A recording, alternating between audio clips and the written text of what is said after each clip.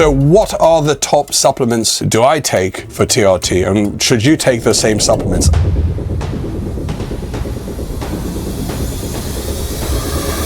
Because these may be precursors to dopamine and also help the mood. And glutathione is one of the more powerful antioxidants in the body, and NAC acts as a precursor. There's always a risk if you get too much B6 in any form.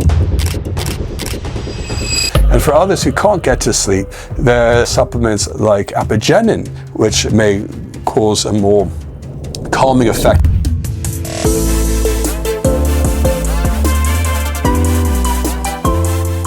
So what are the top supplements do I take for TRT, and should you take the same supplements? I think in the area of supplement and supplementation, it really is individual specific, but are there certain supplements that are more or less universal? BMH, we have certain supplements available through our pharmacy, and we usually use the Pure Encapsulations brands and other brands that are GMP. But in particular, what micronutrients or what supplements can help?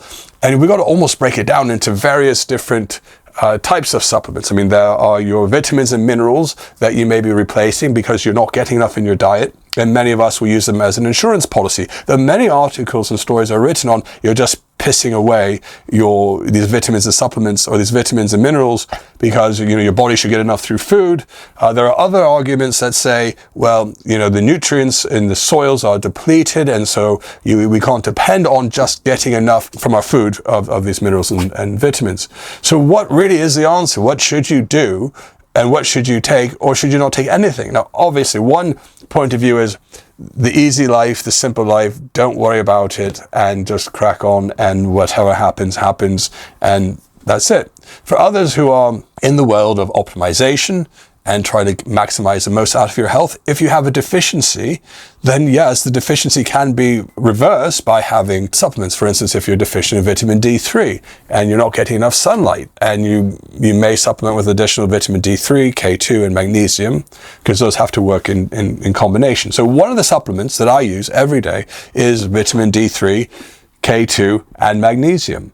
So that's in my morning. I kind of cycle on and off with multivitamins, just usually because I forget to reorder them. Some men are recommended not to take any multivitamins with iron, and other men who are deficient in iron may end up taking some multivitamins with iron. And those multivitamins, you want to have a much lower level of beta carotene. Some of these vitamins you have to be careful of because they have been associated maybe with not having the best health outcomes. For instance, some studies had shown that I think men that took high doses of beta carotene maybe had a higher linkage to lung cancer, but they were just associations. But in general, I think we use a Pure Encapsulations brand that has a nice balance of all the vitamins that you would want to take, and a few other things like lycopene or lycopene as well. So anyway, vitamin D3, the multivitamin, kind of the core. I also use Ubiquinol because that's the reduced form of coenzyme Q10. There's also a supplement that has CoQ10 and PQQ. PQQ is also another, mitochondria type supplement that's becoming more popular and has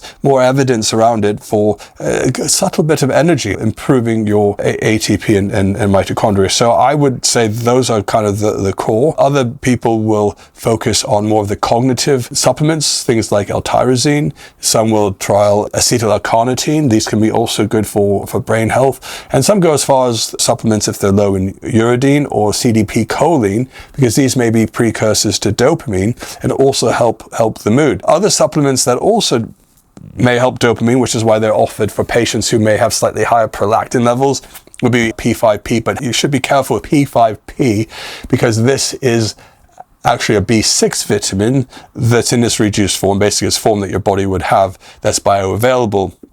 There's always a risk if you get too much B6 in any form, though it's thought that the P5P form is less likely to do this, but we still don't know 100%, is that you may get some neuropathy, which you don't want as a result of too much of the B6 or the P5P from the B6. So sometimes those can be taken every so often. Other brain boosting supplements in some patients could be something like NAC, N-acetylcysteine.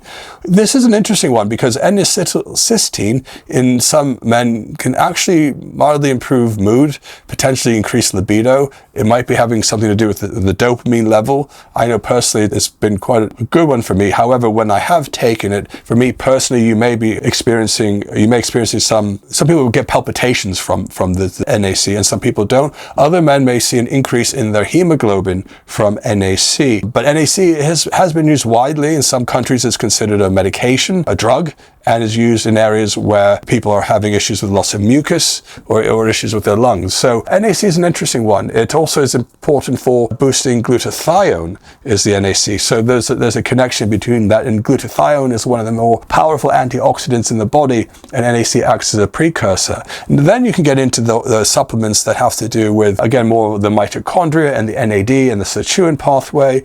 Potentially resveratrol, which some say is fine, some say it's quite a weak effect, or the NMN and the NR. So these are NMN and NR are the precursors to NAD, and by potentially boosting those, you also may get some mood benefit as well as some purported anti-aging benefit, all kind of hopefully building up in the long run, but many of these can also be cycled. Other supplements are 1-MNA. 1-MNA is supposed to preserve the NAD. And then there's nighttime supplements, supplements that one may take to help improve sleep. One of the biggest ones, the most effective ones for many patients would be magnesium glycinate, because the glycine is released slowly with the magnesium, helping possibly to lower your heart rate and help you stay asleep and have a more well-rested sleep. And for others who can't get to sleep, there are supplements like Apigenin, which may cause a more calming effect. Apigenin is found in chamomile. And if you use chamomile teas or chamomile flower that you infuse into your tea, this also releases a lot of apigenin. Apigenin can help, I think, against the CD38, essentially preserving your NAD. So this is all part of that pathway. And then I think L-theanine is another supplement that is very calming, and this is found in green tea extract, but it shouldn't be stimulating, but rather it should help kind of calm you and improve your GABA state so that you might be ready for sleep as far as supplements go. There are others who try glycine. Now, there are some studies that show as we age, L-glycine is actually diminished. It actually goes down as we age, and adding in more glycine can improve it. And in fact, there are some studies that have studied L-glycine and NAC together for an anti-aging benefit. Glycine is an interesting one. Now, my own experience, I have used glycine, and I follow the guidance for between 1 and 3 grams nightly, and it does calm you. It does have an anti-anxiety effect, but then it can also push in some individuals too far, where you feel a bit numb to things. You feel a bit dull. You feel like you can't feel things over time. It may, in some people, delay ejaculation because of the way it can decrease the sympathetic state. So, but for others, they don't notice anything. And the reason is, and you have to be careful with L-glycine. L-glycine is a co-agonist of the NMDA receptor. So it is partially acting as a form of a neurotransmitter. It's agonizing your NMDA, which is one of your neurotransmitters that could be affecting your mood.